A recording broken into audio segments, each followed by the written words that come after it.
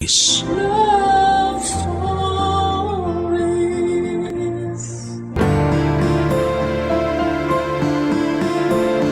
Madalas tayong bumibili ng kung ano-ano para i-treat ang ating sarili.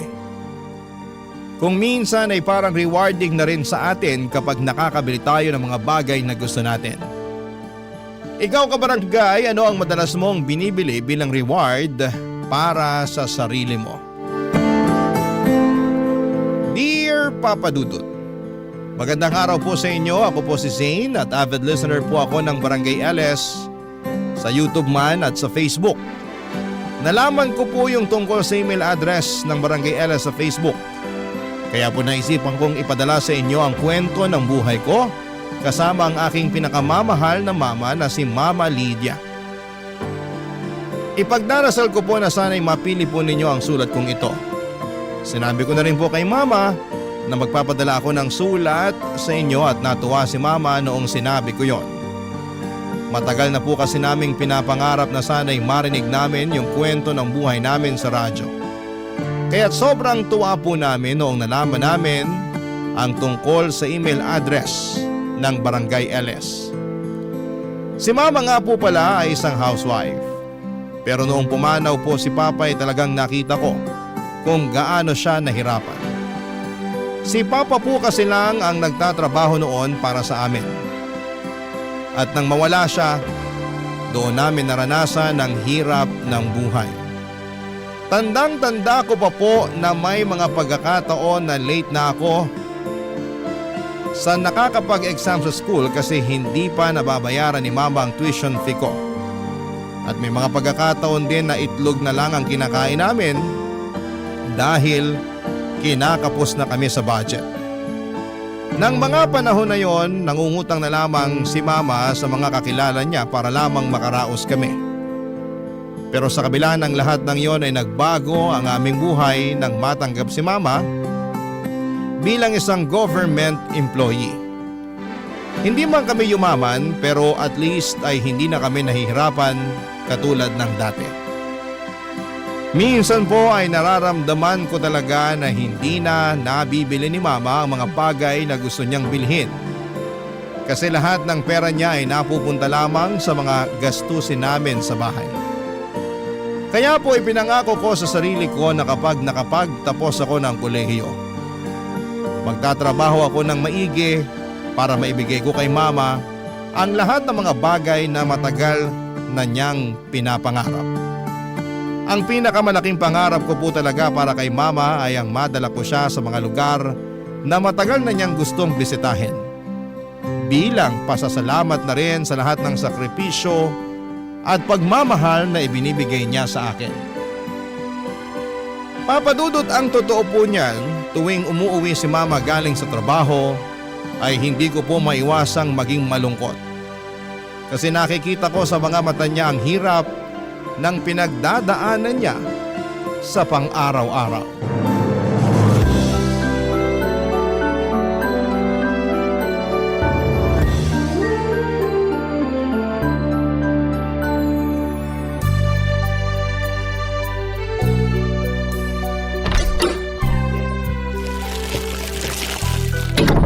Anak, pasuyo naman oh.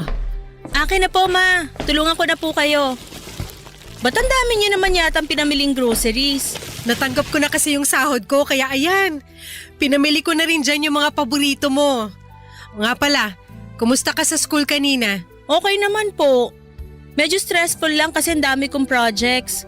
Pero wala po akong hindi kakayanin basta para sa inyo. Naku, ang sweet-sweet mo talagang bata ka. Alam mo, ikaw ang dahilan kung bakit patuloy akong lumalaban sa buhay. Ang totoo po niyan, naaawa na po ako sa inyo kasi alam kong matagal nyo nang gustong mag-resign sa trabaho. Pero huwag po kayong mag-alala. Ilang taon na lang po at makakapagtapos na rin ako sa college. At kapag nangyari yun, ako na po bubuhay sa inyo. Promise mo yan ha? Syempre naman! O nga pala, may gusto sana akong ipagtapat sa'yo. Ano po yun? Nagbabalak na akong mag-resign next month. Seryoso?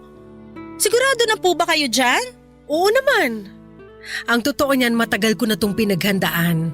At sapat na rin yung naipon kong pera sa bangko. So ano pong balak niyong gawin? Magnenegosyo tayo. Anong klaseng negosyo naman? Alam mo kasi, noon pa man, pangarap ko na talaga magkaroon ng sariling kainan. Pero syempre, naudlot yun nung ikinasal ako sa papa mo. Pero hindi po magiging madali yan. Paano na lang kung hindi pumatok sa masa yan at malugi lang kayo? Napaka-negative mo talagang bata ka. Paano natin malalaman kung hindi natin susubukan, di ba? Kung sa bagay. Sige, kayo po ang bahala. Pera nyo din naman yung gagamitin nyo dyan. At alam mo ba, na may nakita na ako magandang pwesto kanina.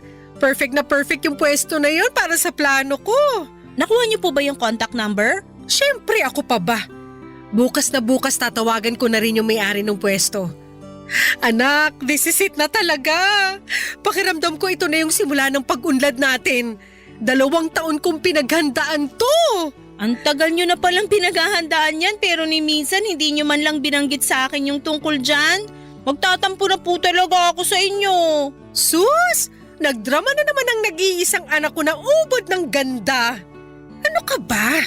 Huwag ka nang magtampo sa akin kasi para din naman sa'yo to eh. Bakit hindi nyo man lang nabanggit sa akin yung tungkol sa balak nyo na magtayo ng kainan? Eh kasi ayoko mausog yung plano ko. Kung ganun naman po pala, bakit nyo pa sinabi sa akin ngayon? Kasi napagtanto ko na ikaw ang magdadala sa akin ng swerte. Unti-unti ko na kasing napapansin na tuwing nag-uusap tayo, sinuswerte ako. Ang labo nyo naman. Ewan ko ba sa inyo kung bakit hanggang ngayon nagpapapaniwala pa rin kayo sa mga ganyan? Hindi naman totoo yan eh. Ano ka ba? Wala namang mawawala kung maniniwala tayo, di ba? Kung sa bagay. At speaking of swerte, teka lang, asan na ba yung bag ko? Sandali lang hanapin ko lang. Anong hinahanap nyo? Nung tinawagan mo ko kanina habang namamalengke ako, nakapulot ako ng cellphone. O, sa'yo na yan. Ano ka ba naman, ma? Sigurado ako nga hanapin to ng may-ari. Siyempre, alam ko yun. Pero tingnan mo muna yung cellphone na yan, walang password. At wala ring laman yung contacts. At nung binuksan ko yung lalagyan ng SIM card, wala ring laman. Tingnan ko nga. Hala, totoo nga! So ano, naniniwala ka na swerte ang dala mo sa akin? Siguro. Pero okay pa naman yung ginagamit kong cellphone. Ipopost ko na lang to sa Facebook. Kawawa naman kasi yung may-ari nitong cellphone. Mukhang bago pa naman oh. O sige, ikaw ang bahala. O siya, magluluto na ako. Maiwan na kita muna dyan.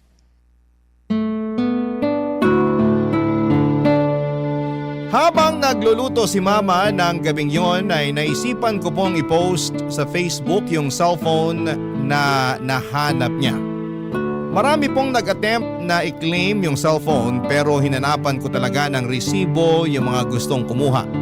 Kasi yun lang po ang paraan para mapatunayan na sila nga ang tunay na nagmamay-ari ng cellphone. Pero wala pong nakapagpakita sa akin ng resibo. Kaya hanggang ngayon ay nasa drawer ko pa rin yung cellphone. Anyway, Papa Dudut, sobrang mapamahiin po talaga si Mama. Naniniwala po talaga siya na tuwing tinatawagan ko siya ay sinuswerte siya. Natatawa at hinahayaan ko na lamang po si Mama sa mga gusto niyang paniwalaan kasi alam ko naman na harmless yon. Hindi ko na rin po siya masisisi kasi yung henerasyon niya ay lumaki sa mga ganitong paniniwala at pamahiin. Hinahayaan ko na lamang po siya kasi wala naman pong masama sa mga pamahiin na gusto niyang paniwalaan niya. Kaya't iniintindi ko na lamang. At tungkol doon sa plano ni Mama makalipas ang ilang buwan, natuloy na po yung plano niyang mag-resign sa trabaho at tinuloy po niya yung pangarap niyang magtayo ng sarili niyang kainan sa pwestong nagustuhan niya. Tandang-tanda ko pa noong mga panahong yon ay hindi po sapat yung savings ni Mama para ipatayo ang kainan at nagkautang pa po siya para lamang may patayo yung kainan. Pero sa kabila ng lahat ng hirap at sakripisyo ay nagbunga po ang lahat. Ang kainan po ni Mama ay nag-boom at mukhang hindi po nagkamali si Mama sa desisyon niyang iwanan ang trabaho niya bilang government employee para sa pagnenegosyo. Napakasaya po namin kasi talagang napatunayan ni Mama na kaya niyang magtagumpay sa sarili niyang diskarte at sipag. At kung akala niyo po na nabawasan na yung stress ni Mama simula nung nagnegosyo siya ay nagkamali po kayo. Mas lalo pong dumoble yung stress niya kasi may mga tao na siyang tinututukan at habang tumatagal ay dumadami din yung mga customers namin. Yung kainan po namin ay 15 minutes lang ang layo sa bahay namin. Kaya kapag wala akong pasok ay tumutulong ako doon. Kadalasan po ay tumutulong ako sa mga tauhan ni Mama na nagsiserve ng pagkain. Naglilinis ng mga mesa, nagwawalis at kung ano-ano pa. Aaminin ko na nakakapagod yung negosyo na yon pero masasabi ko rin po na worth it ang lahat ng pinagdaanan ni Mama para lamang maipatayo ang kainan namin, Papa Dudut.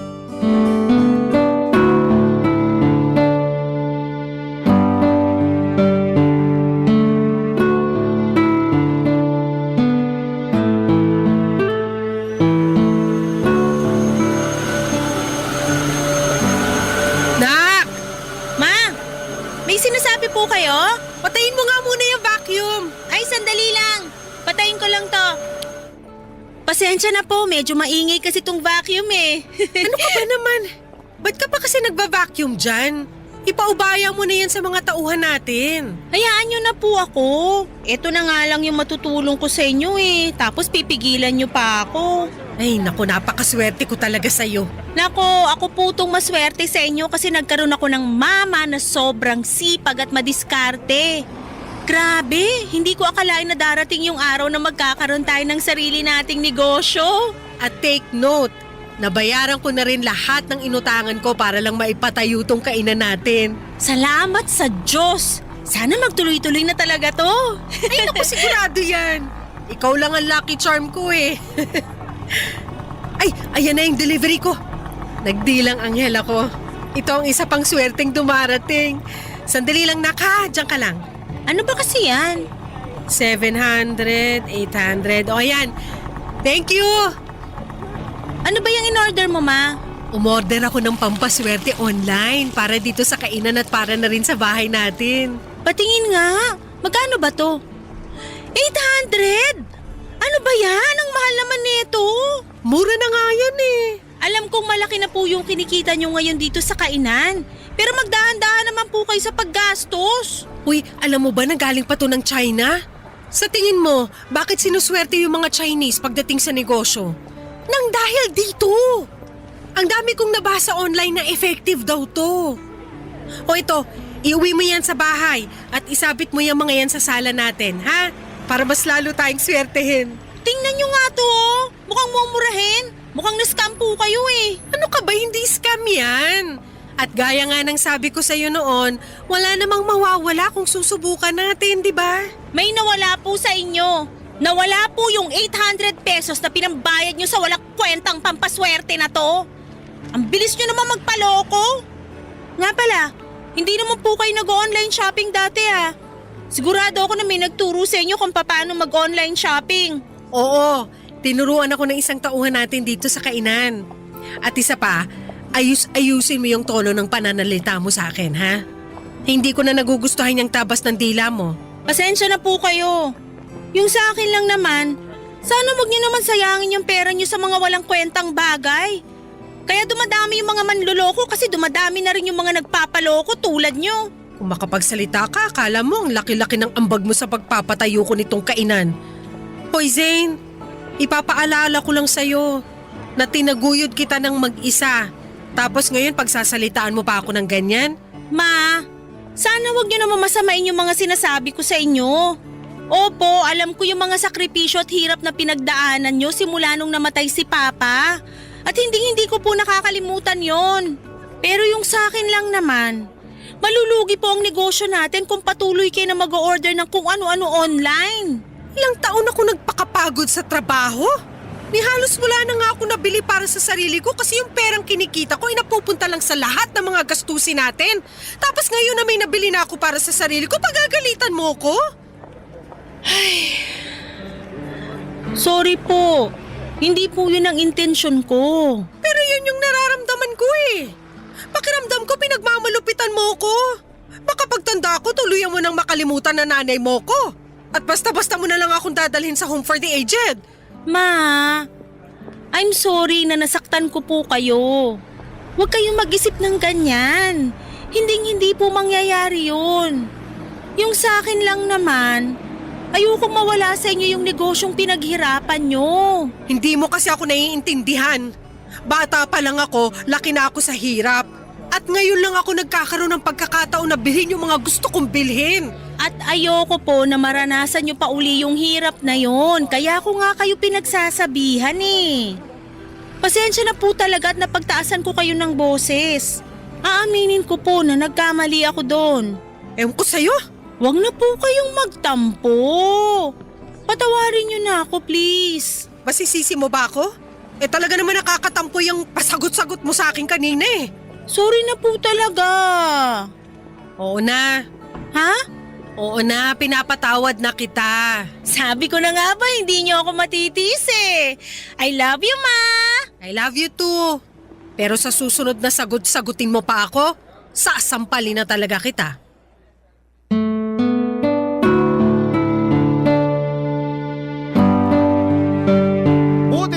Talaga at nagkabati kami kaagad ni Mama noong araw na yon, pero Papa Dudut siguro naman ay naiintindihan ninyo kung saan ako nang gagaling, hindi ba? Oo, siguro yung maliit lang na halaga yung 800 pesos para gawing malaking issue. Pero ang ayoko lang talagang mangyari ay yung mag-aksaya si Mama ng pera para sa mga nakikita niya online. Ang mahirap kasi sa ibang mga matatanda ngayon, lalo na sa mga hindi masyadong techie, ay mabilis silang nagpapaniwala sa mga nakikita sa online. Kaya minsan ay nagiging target na sila ng mga scammers. Kaya kung may mga seniors man na nakikinig dyan, ang advice ko lamang po ay kung may gusto kayong bilhin online, mag-research muna kayo ng mabuti bago ninyo bilhin ito. At mas maganda po kung may mga anak o kaibigan kayong makakatulong sa inyo para alamin kung legit o fake nga ba ang isang produkto. Lumipas sa mga araw at mas lalo kong napapansin na dumadami yung mga ino-order ni Mama online. Mabuti sana kung may kwenta yung mga binibili niya, pero sa totoo lang, wala talagang kakwenta-kwenta yung mga pinamimili ni Mama. Naku Papa Dudut, matatawa kayo sa mga binibili ni Mama. As far as I remember, bumili siya ng pang-crack ng itlog, tapos bumili rin siya ng machine na nag-slice ng mga saging, at bumili pa ng napakaraming toilet paper na nag-glow in the dark. Aabutin tayo ng magdamag kung iisa-isahin ko po yung mga walang kwentang bagay na binibili ni Mama.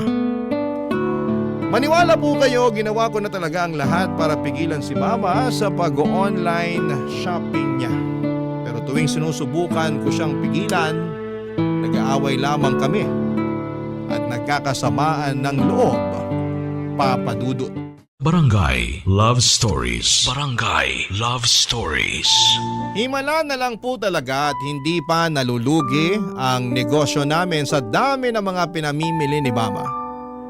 Noong mga panahon na yon ay dinadagsa pa naman ng mga customers ang kainan namin. Kaya yung perang winawaldas ni Mama sa mga walang kwentang bagay ay nababawi rin naman niya kaagad. Pero Papa Dudut, ang totoo, ang hirap po talaga. Kating-kati na akong pigilan si Mama ng mga panahon na yon. Pero kahit na anong paliwanag ko kay Mama ay hinding-hindi niya pa rin ako maintindihan.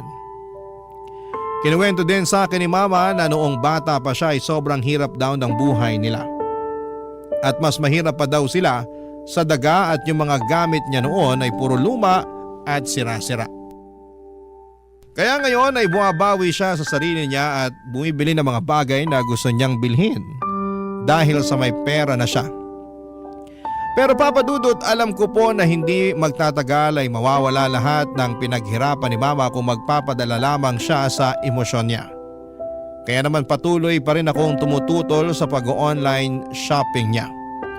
Kaya isang araw habang natutulog si Mama ay napag-isipan ko na i-install yung shopping application sa cellphone niya. Noong nagising po siya ay nataranta siya at nagsisigaw kasi wala na raw yung application. At nagpanggap ako na wala akong alam sa mga nangyari. At nagsinungaling ako kay mama at sinabi ko sa kanya na may virus ang cellphone niya.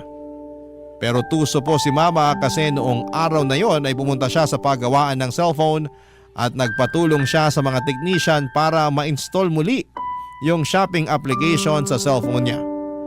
At nung mga sumunod na linggo ay palala ng palala at pamahal ng pamahal yung mga pinamimili ni mama online. Dumating na sa puntong bumili siya ng flat screen TV kahit maayos pa naman ang TV namin. At bumili pa siya ng bagong refrigerator kahit na wala namang sira ang luma naming ref. Na mga panahon na yon ay kating-kati na akong basagin yung cellphone ni mama para hindi na niya ito magamit. Pero syempre mahal ko ang mama ko at ayokong sirain ang gamit niya. Makalipas nga papadudot ang isang buwan ay nagulat po ako ng isang araw ay pagkagising ko ay may napansin ako na napakalakas na ingay sa loob mismo ng bahay namin.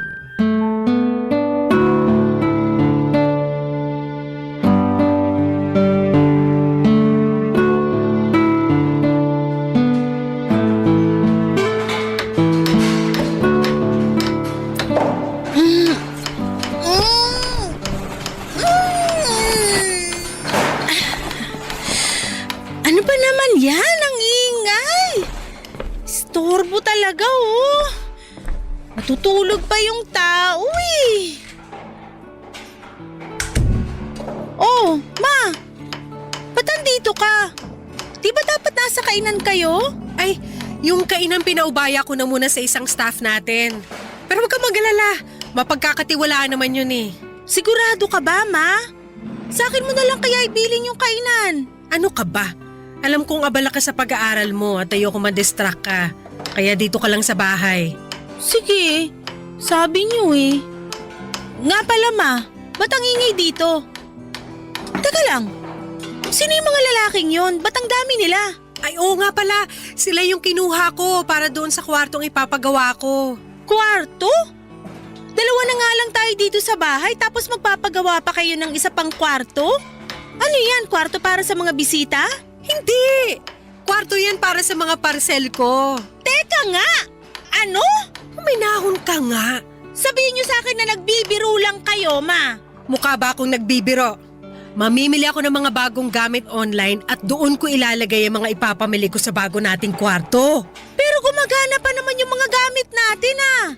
Wala po kayong dahilan para mamili pa ng mga bagong gamit. Oo, pero malay mo. Baka sira na yung mga yan next week o next year, di ba? Kaya mas mainam na yung may nakahanda tayong reserba. At para hindi nakakalat dito sa bahay yung mga o-ordering ko, nagpagawa na ako ng kwarto. Pinalagpas ko na po yung binili nyong bagong TV at ref nung nakaraan. Pero sumusobra na po kayo. Hindi na normal tong ginagawa nyo. Zane, wala ako sa mood para makipag-away sa'yo. Please, wag ngayon. Kakagising ko lang, ma. Sa tingin nyo ba nasa mood ako para makipag-away sa inyo? I'm sorry, pero hindi ko na matitiis to. Puntahan niyo yung mga lalaking yun at sabihin niyo sa kanila na hindi niyo na itutuloy yung pagpapagawa ng bagong kwarto. Ano? Naiibang ka na ba? Kinontrata ko na ang mga yan. Kung hindi niyo kaya, pues ako na mismo magsasabi sa kanila na tigilan na tong kalokohang to. Sige, gawin mo at palalayasin kita rito. Alam kong hindi niyo magagawa sa akin yan. Huwag mo akong susubukan. Pinapangako ko sa'yo na maghahalo ang balat sa tinalupan pag kumontra ka pa sa mga gusto ko mangyari. At isa pa, ano ba yung kinagagalit mo? Ha? Hindi naman kita pinababayaan At nababayaran ko rin lahat ng mga kailangang bayaran dito sa bahay. Hindi niyo na nakikita, ma. Itong pag-hoard niyo ng mga gamit, ito ang sisira sa atin. Palibasa hindi mo ako naiintindihan. Kasi hindi mo naman naranasan yung hirap na dinanas ko nung bata pa lang ako. Utang na loob! Hanggang kailan niyo balak gawing rason yan, ha? Rinding-rindi na po ako sa dahilan niyo na yan. Gusto ko po kayong intindihin pero sa puntong to, ang hirap-hirap niyo nang unawain. Kung nahihirapan ka na sa akin, eh di lumayas ka. Hindi ko kailangan ng anak na minamandohan ng bawat galaw ko. Intindihin niyo rin naman ako. Minamanduhan ko po kayo kasi nag-aalala ako sa inyo at mahal na mahal ko po kayo. Kung ganun lang din naman, pues, wag mo na lang ako mahalin. Kasi nanliliit ako sa sarili ko. Pinamumukha mo sa akin na bobo ako tuwing pinaparamdam mo sa akin yung pagmamahal na sinasabi mo. Ma, nakikiusap ako sa inyo. Tigilan nyo na to, please. Pagod na ako sa buhay na to, Zane. Yung pag-o-order na nga lang yung nagpapaligaya sa akin, tapos ahadlangan mo pa? So kailan kayo titigil? Kapag nalugi na yung negosyo natin? Ano bang pinuputok ng butsi mo? Maayos ko naman na napapatakbo yung negosyo natin Alam niyo po, sa totoo lang, gustong-gusto ko nang questionin kung paano kayo nakapagpatayo ng negosyo in the first place Kasi sobrang irresponsable niyo po pagdating sa financial decisions. Ano? Nakakasawa ba yung pakiramdam ng nakakaluwag-luwag na kayo sa buhay kaya bili kayo ng bili ng mga gamit? Hindi niyo naman kailangan yung mga pinagbibibili niyo. Buti sana kung may kwenta yung mga ino-order niyo Gumagastos lang kayo sa wala. Napakabastos mong bata ka! Wala kang karapatang para pagsalitaan ako ng ganyan! Hindi ko na po alam kung anong gagawin ko sa inyo. Sa totoo lang po, nahihirapan na ako sa inyo. Pwes, mas nahihirapan ako sa'yo! Alam mo kung pwede lang sana mamili ng anak, maniwala ka sa akin, hindi kita pipiliin! Sa mga sinasabi niyo sa akin ngayon, ba't parang mas mahal niyo pa yung mga in-order niyo online kaysa sa akin? At talagang pinagawa niyo pa ng bagong kwarto? Sana naging parcel na lang pala ako! At least yung mga parcel na yon nagpapasaya sa akin! Hindi tulad mo na wala ng ibang ginawa kung hindi ang painitin ng ulo ko! Papasok na po ako sa kwarto ko! Mamaya niyo na lang po ako kausapin kapag nasa katinuan na po kayo! Ang kapal ng mukha mo! Sana hindi na lang kita ipinanganak! Napakawalang niya mo!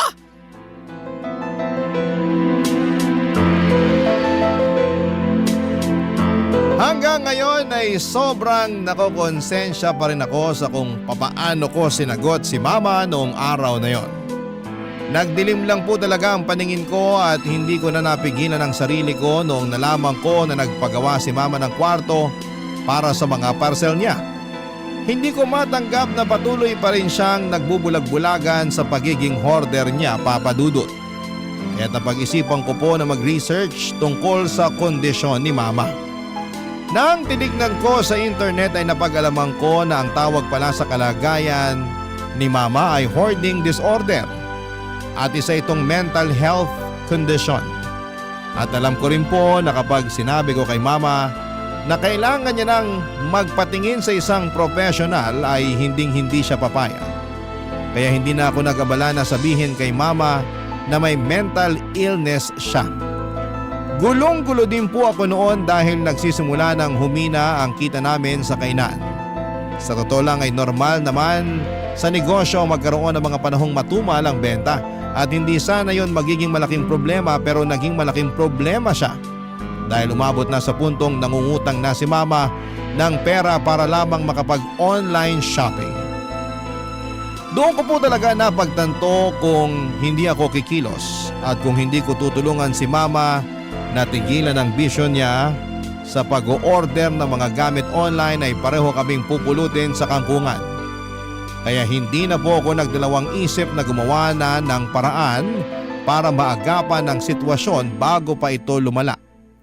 Isang araw ay pumasok po ako sa kwartong pinagawa ni Mama at pagbukas ko ng pinto ay nakita ko ang mga parcel na nakatambak. Ang mas nakakapanlumo pa dyan, Papa Dudut, ay madami pang parcel na hindi nabubuksan ni Mama. Sobrang bigat po ng pakiramdam ko ng araw na yon. Pero alam ko na kailangan ko itong gawin hindi lang para sa negosyo namin, kundi para na rin sa kapakanan ni Mama, Papa Dudut.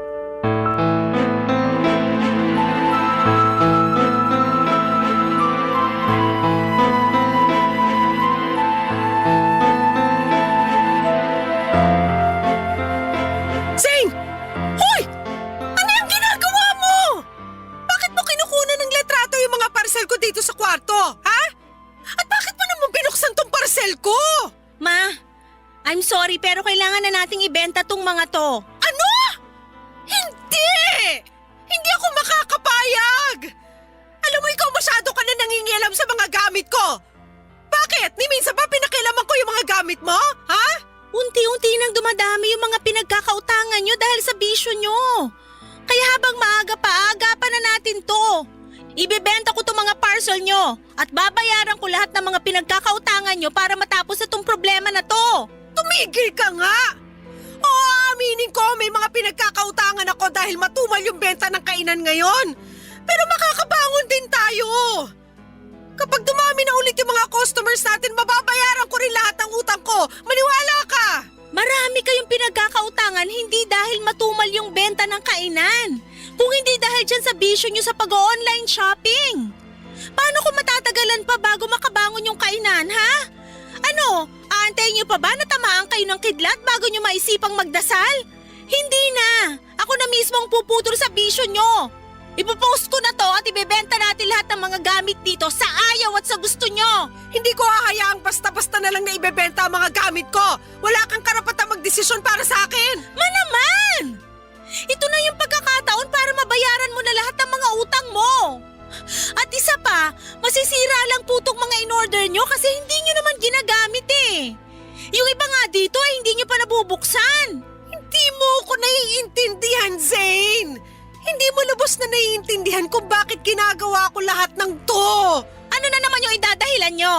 Yung lumaki kayo na mas mahirap pa sa daga kaya bumibili ng kung ano-ano para makabawi kayo sa sarili nyo? Huwag na! Ilang beses ko na pong narinig yan. Nung namatay yung papa mo, ang laki ng puwang na iniwan niya sa buhay natin. Ni hindi nga ako nagkaroon ng pagkakataon man lang para pagluksaan yung pagkamatay niya. Kasi kinailangan kitang alagaan. Kinailangan ko mag-isip ng paraan kung paano kita bubuhayin na mag-isa. At nang dahil doon, hindi na ako nagkaroon ng pagkakataon para isipin ko man lang yung sarili ko. Tapos ngayon ay pagkakait mo sa akin, yung pagkakataon na unahin ko naman ang sarili ko. Hindi ko akalain na darating yung araw na ipagdadamot ng sarili kong anak. Yung pagkakataon na maging masaya ako. Ma, sobrang unfair nyo naman po.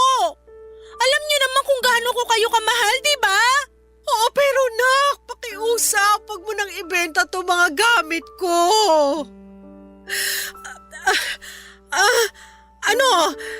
Pinapangako ko sa'yo na huling-huli na to. Hindi na ako mag-o-order ng kung ano-ano online. Pangako sa'yo yan. Sigurado na ba yan? Oo naman. O, eto yung cellphone ko. Gawin mo na kung anong gusto mong gawin dyan. Maniwala kayo sa akin. Para sa inyo rin tong gagawin ko. Bakit? Anong balak mong gawin? I-delete ko na po yung account nyo kung saan kayo namimili ng mga gamit. Ha? Sobra naman ata yan, nak. Dapat nga matagal ko nang ginawa to eh. Baka naman... Ano? Baka naman pwede mo akong pagbigyan. Huli na talaga to. Naman! Please. Isang order na lang talaga. Sige na naman o, payagan mo na ako. I'm sorry po, pero hindi pwede. O ayan, na-delete ko na rin yung account nyo sa wakas. Eto na po yung cellphone nyo. Nakakapanghinayang naman. Tingnan nyo nga itong mga gamit nyo sa kwarto na to. Kung may dapat man kayong panghinayangan, yun eh yung pera na nasayang sa kaka-online shopping nyo. O na, sige na. O ba't kanya ka makatitig sa akin? Ma, wag na wag po kayong magkakamali na gumawa ng bagong account. Sinoli ko po sa inyo yung cellphone nyo. Wag nyo naman sanang sirain yung tiwalang binibigay ko sa inyo. Oo na. Pangako hindi na ako gagawa ng account. At parang awa nyo na. Sana bayaran nyo na po yung mga pinagkakautangan nyo kapag nakaluwag-luwag na kayo. Huwag ka mag-alala, ako nang bahala dyan. Sigurado naman ako na makakabangon din yung kainan eh. Sana nga talaga. Pero di bale, ang mahalaga ngayon hindi na uli kayo makakapag-order ng kung ano-ano online. Nga po pala, siguro mas makakabuti kung gawin na lang nating guest room tong kwarto na to. Sayang naman po kung gagawin nyo lang tong bodega, di ba? Pero gusto kong nakikita yung mga pinamili ko sa kwarto na to. Ma, sana wag niyo masamain tong sasabihin ko sa inyo, ha? Ay, ayaw ko na sanang sabihin to eh. Pero mukhang wala na akong choice. Bakit? Ano ba yun? Yung pag-hoard nyo kasi ng gamit. Sa tingin ko hindi na normal yon. At pakiramdam ko makakatulong kung pupunta tayo sa doktor. Hoy Zane! Namimili ako ng mga kung ano-ano pero hindi ako baliw! Kalimutan nyo na lang po yung sinabi ko. Baka kung saan pa mapunta tong usapan na to. Tulad ng inaasahan ko ay nagalit si mama noong sinabi ko sa kanya na isang mental illness ang pag-hoarding ng gamit. Pero makalipas ang ilang araw ay napansin ko na palagi nang nakatutok si mama sa negosyo namin. Pero tuwing nasa bahay siya ay napapansin ko rin na parang hindi siya mapakali, Papa Dudut. Minsan ay nakikita ko sa mga mata at kilos niya na miss na niya yung pag-online shopping. Naiintindihan ko naman si mama at medyo nakukonsensya din po ako na dinilit ko yung account niya sa shopping app. Kasi alam ko kung gaano siya kasaya kapag nakakapamili siya ng mga gamit niya. Pero alam ko rin naman na ginawa ko yon para sa ikabubuti niya. At para naman hindi na ma-bored si mama sa bahay ay hinikayat ko na lamang siyang lumabas-labas kasamang mga kaibigan niya. At ipaubayan na lamang muna sa isang mapagkakatiwalaan na tauhan namin yung kainan at mukhang nakatulong yung advice na yon. Kasi simula nang nakapag-bonding na si mama kasama ang mga friends niya ay unti-unti ko nang nakikita na nawawala yung lungkot sa mukha niya. Hindi na rin naman buwabata si mama, Papa Dudut, at sa tingin ko ay deserve naman niya yung makapag-enjoy at magkaroon ng oras para sa sarili niya. Kasi sino ba namang anak ang gustong makita ang mama niya na nakatunganga sa bahay at na-stress palagi sa pagpapatakbo ng negosyo? Masakit para sa akin yon kasi ayokong nakikita si mama na malungkot o parang napapaligiran ng mga problema. Kaya't nag-decide akong hikayatin siyang lumabas, magpahinga at magsaya. Kasi bilang isang anak ay gusto ko naman na makita siya na masaya at puno ng buhay. At ng mga panahon na yon, Papa Dudut, mga kabarangay, ay masasabi kong tuluyan ng iniwan ni Mama ang mundo ng online shopping. Barangay Love Stories. Barangay Love Stories. Habang tumatagal ay mas lalong lumaki ang social circle ni Mama at marami na rin siyang nakikilalang ibang tao at masaya ako para sa kanya. Kasi nakikita ko sa Facebook na nagsisimula na siyang mag-ballroom dancing at palagi silang nagkakasiyahan ng mga kaibigan niya. Sabi nga ni Mama sa akin ay hindi siya masyadong lumalabas o gumagala noong buhay pa si Papa. Kaya natuwa ako na kahit papaano ay nagagawa na niyang makapag-enjoy at mag-explore ng mga bagay na hindi niya nagagawa noon. Pero Papa Dudut, hindi ko akalain na hindi pa pala tuluyang nakawala si Mama sa mundo ng online shopping. Isang araw pagkatapos ko ng klase, dumiretso ko sa kainan namin at doon ko napansin na may mga nakatambak na mga parcel sa loob ng stock room. At doon ko rin nalaman na inuutusan pala ni Mama yung isa naming tauhan para mag-order ng kung ano-ano online para sa kanya. Galit na galit ako noon. Pakiramdam ko ay parang trinaydor ako ni Mama. Kaya't sobrang nanlumo ako. Hindi pa nga kami ganap na nakakabangon mula sa mga utang at ngayon ay nag-o-order na naman siya. Sinabihan ko yung tauhan namin na huwag papayagan si Mama na mag-online shopping. At sinunod naman niya ako. Pero tulad ng inaasahan ko ay nag-away na naman kami ni Mama noong pinagbawalan ko yung tauhan namin na tulungan siya sa pag-online shopping. Pero hindi ko po akalain na mas malaki pa pala ang problema na haharapin ko. Isang gabi ay napansin ko na may kaibigan si Mama na dumalaw sa bahay namin. At dinig ko na sinabi niya kay Mama na kung mag-i-invest daw si Mama sa negosyo niya ay malaki daw ang kikitain na pera ni Mama. Alam mo naman ako, Papa Dudut, sobrang protective ako pagdating kay Mama. Kaya talagang nagalit ako ng gabing yon. Parang may kutob kasi ako na scammer ang kaibigan ni Mama at niloloko lamang siya, Papa Dudut. Kaya noon nag-CR si Mama ay nakipagtalo ako doon sa kaibigan niya at pinalayas ko siya sa bahay namin. At doon na nga nalaman ni Mama yung ginawa kong pagpapalaya sa kaibigan niya, Papa Dudut.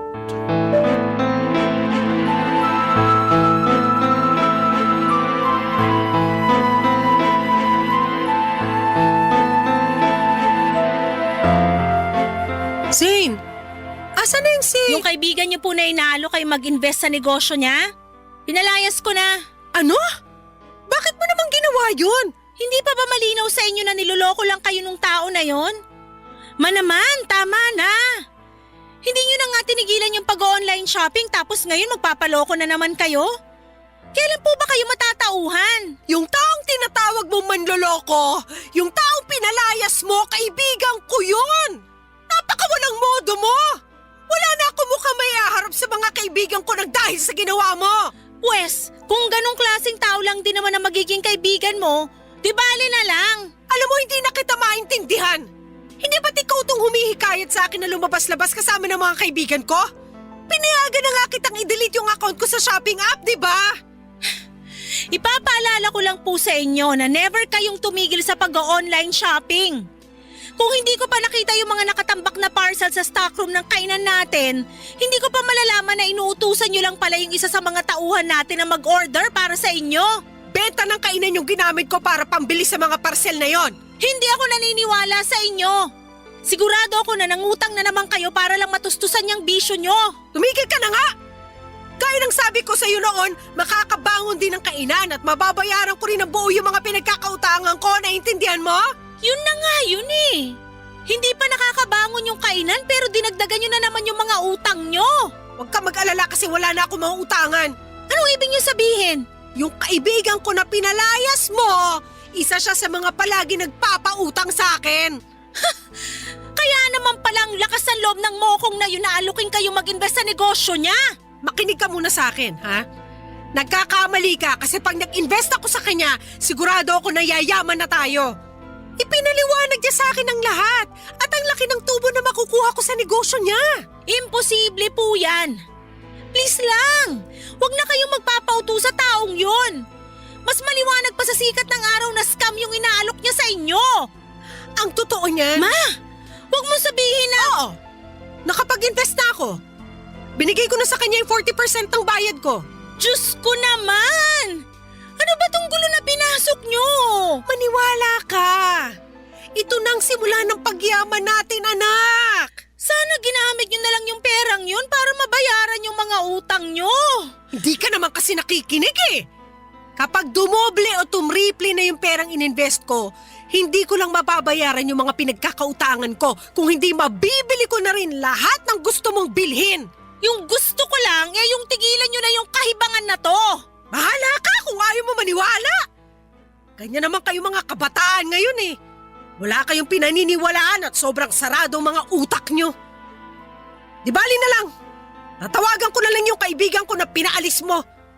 Hoy, humingi ka ng tawad pagbalik niya ha? Sige ma, subukan mong babalikin yung dito at lalayasan ko na talaga kayo. Ha! Talaga ba? Bakit? Kaya mo na ba ang sarili mo? Mas pipiliin ko pang matulog sa lansangan kaysa makita kayo na unti-unting nasisira dahil sa mga pinaggagawa nyo. Gusto mong lumayas? O di kunin mo yung mga gamit mo at umalis ka rito. Kung tutuusin, mas mabuti nga kung lumayas ka ngayon mismo eh. Nang sa ganoon, hindi ka na makita ng kaibigan ko pagbalik niya rito. Nakakahiya yung ginawa mo sa kanya. Mukhang nakapagdesisyon na nga kayo. Hindi niyo po alam kung gaano kasakit para sa akin na makita na unti-unti niyo sinasayang ang lahat ng mga pinagpaguran niyo. Gusto mo malaman kung anong sayang? Yung pagpapaaral ko sa'yo. Kasi lumalaki kang bastos at walang modo. Sana lang talaga, wag dumating yung araw na magsisi kayo pero huli na. Kung may pinagsisisihan man ako, yun na yung naging anak pa kita. Namimihasa ka na sa pambabastos mo sa akin? Hindi ka na naawa sa akin? Hindi niyo ba nakikita na ginagawa ko lahat ng to dahil mahal na mahal ko kayo? Ginagawa mo lang ang lahat ng to dahil ayaw mo ako maging masaya.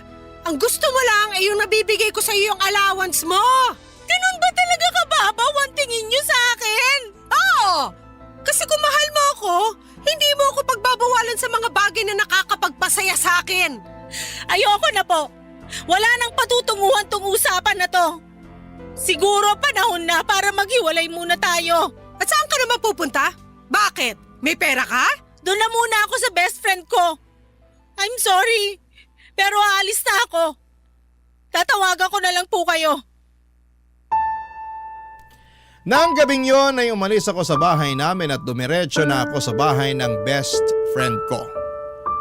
Yun na ata yung pinakamahirap at pinakamasakit na desisyon na nagawa ko. Yung iwanan si mama, pero ang sakit din na kababae kong tao ay hinayaan lamang ako ng nanay ko na umalis at iwanan siya. Hindi man lang niya ako inalo. Pakiramdam ko na mga oras na yon ay okay lang sa nanay ko na may mangyari sa akin na kung ano. Hindi ko na talaga alam kung ano ang gagawin ko sa kanya ng mga panahon na yon. At naisip ko na baka kung magpapakalayo-layo ako ay matatauhan si mama at baka tigilan na niya ang mga hindi tamang ginagawa niya. Lalo na ang paggastos ng pera sa mga walang kwentang bagay. Buti na lamang papadudot at taus puso akong tinanggap ng best friend ko sa bahay nila. Dumaan ang mga araw na nanghihiram na lamang ako ng pera sa kaibigan ko na yon para may pangbaon ako. Mabuti na lamang at hindi pa due yung tuition ko noon kasi kung hindi baka hindi ko napanindigan yung desisyon kong layasan si mama. At kahit wala na ako sa bahay namin ay patuloy pa rin akong nagte-text at tumatawag kay mama. Pero hindi siya sumasagot at palagi niyang pinapatay ang tawag ko. Okay lang sa akin yon kasi at least alam ko na ligtas si mama at wala akong dapat na ipag-alala. Kasi napapatay niya pa yung mga tawag ko. Pero syempre kahit na gano'n ay hindi ko pa rin maiwasang mag-alala. Minsan ay gusto ko nang umuwi pero pinipigilan ko ang sarili ko. Sabi ko sa sarili ko ay hindi ako uuwi hanggat hindi nagbabago si mama. At tuwing wala akong pasok ay dumadaan na lamang ako sa kainan namin at doon ako nagtatanong sa mga tauhan namin tungkol kay mama. Ang sabi nila ay okay naman daw si mama at wala naman daw akong dapat na ipag-alala. Pero isang araw ay tinawagan ako ni mama at pinapauwi na niya ako. Kaya nagpasalamat ako sa best friend ko na pinatuloy niya ako sa bahay nila. At nung umuwi na ako sa bahay namin ay doon ko nalaman ang tunay na kalagayan ni mama, Papa Dudut.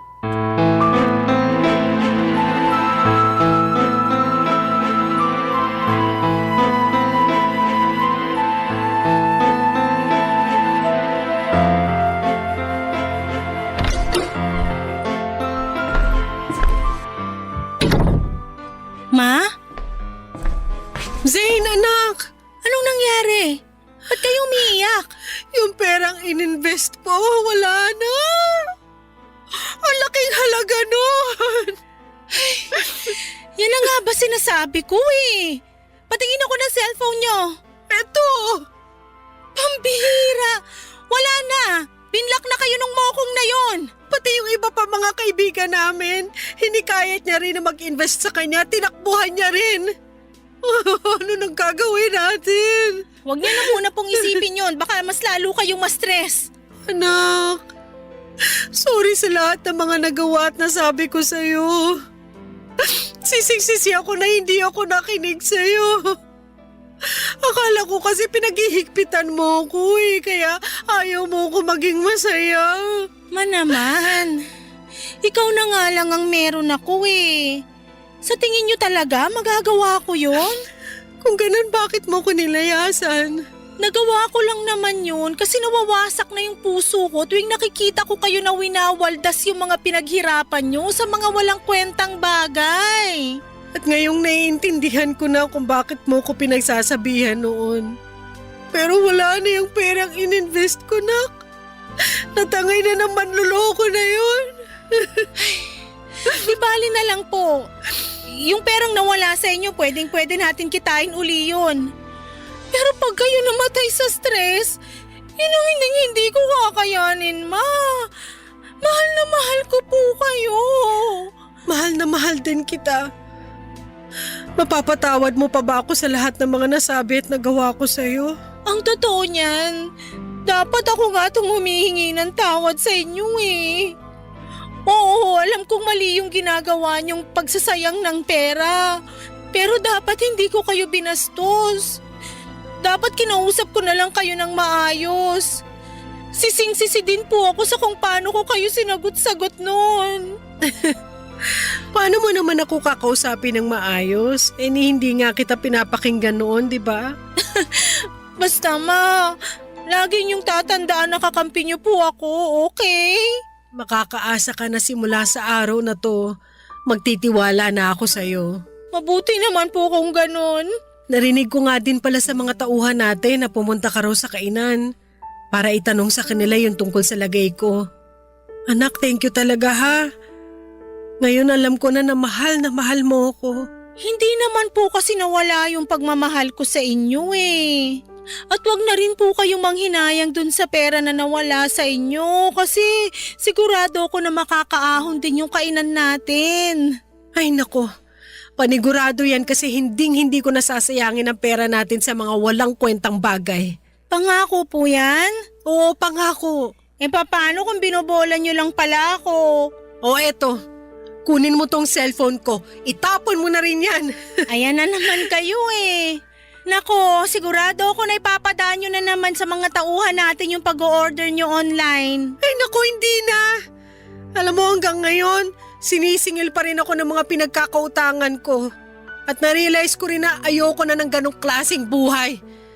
Di bali nang hindi tayo mayaman, basta wala tayong utang.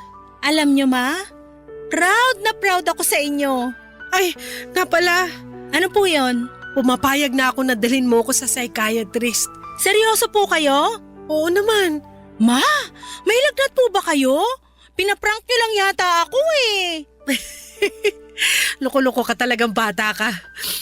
Aaminin ko na hanggang ngayon gustong-gusto ko pa rin mag-online shopping. At alam ko na hindi mawawala tong kagustuhan ko mag-online shopping kung hindi ako hihingi ng tulong. Nananaginip ba ako? Oh, ayan. Ay ma, makakurot naman. Buo na ang desisyon ko na magpatingin sa psychiatrist. Basta sasamahan mo ko ha. Oo naman po, walang problema yan.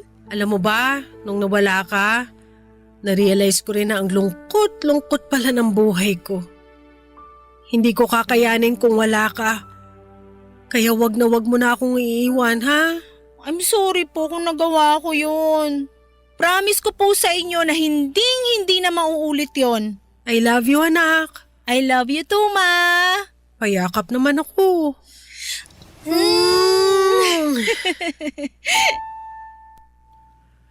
Papadudod, sigurado po akong yun na yung pinakamasayang araw sa buhay ko dahil alam ng Diyos na wala na akong ibang hiling kundi ang magbago si mama at matauhan siya sa pagwawaldas ng pera niya sa mga walang kwentang bagay.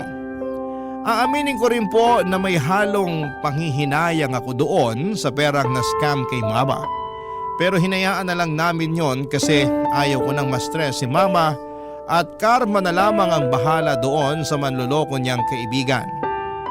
Iniisip ko na lamang na at least ay natauhan na si mama pagkatapos niyang ma-scam. At ngayon po ay okay na kami ni mama at unti-unti nang nakakabangon ang kainan namin. Mas nagiging maingat na si mama sa paggastos at sa tulong ng psychiatrist, mas naintindihan na ni mama kung bakit siya nag-hoard ng mga gamit at natutunan na niya kung paano iwasan at kontrolin ang nararamdaman niya.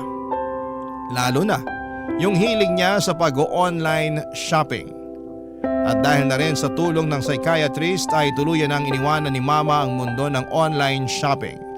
At abala na si mama ngayon sa pagbayad doon sa mga pinagkakautangan niya. Proud na proud po talaga ako sa character development ni mama. At pinangako ko rin sa sarili ko na kapag nakapagtapos na ako ng pag-aaral, magfo-focus ako sa kainan namin at sisikapin ko na mapalago ito ng maayos. Nga po pala papadudot, lilinawin ko lang. Hindi ko po sinasabi na masama yung pag-online shopping ha, pero gaya nga noong narinig kong quote too much of everything is bad. Kaya para sa mga kabarangay ko na nakakaranas ng pinagdaanan ni Mama, ang advice ko lamang po, kung napapansin ninyo na parang nag-hoard na kayo ng gamit, seryosohin nyo po ito. Hindi po ito simpleng hobby lang ha, kundi isang seryosong kondisyon na pwedeng makaapekto sa mental health and financial situation ninyo. At palagi po nating tatandaan na hindi sa dami ng gamit na susukat ang kaligayahan ha, kundi sa peace of mind at mga tamang desisyon sa buhay. Papa Dudut, maraming salamat po at sana po'y mabasa at mapili po ninyo ang kwento ng buhay ko. God bless and more power sa Barangay LS. Ang inyong kapuso at kabarangay forever, Zane. Anong say mo sa Barangay Love Stories na ito? Pagkwentuhan natin sa comment section yan.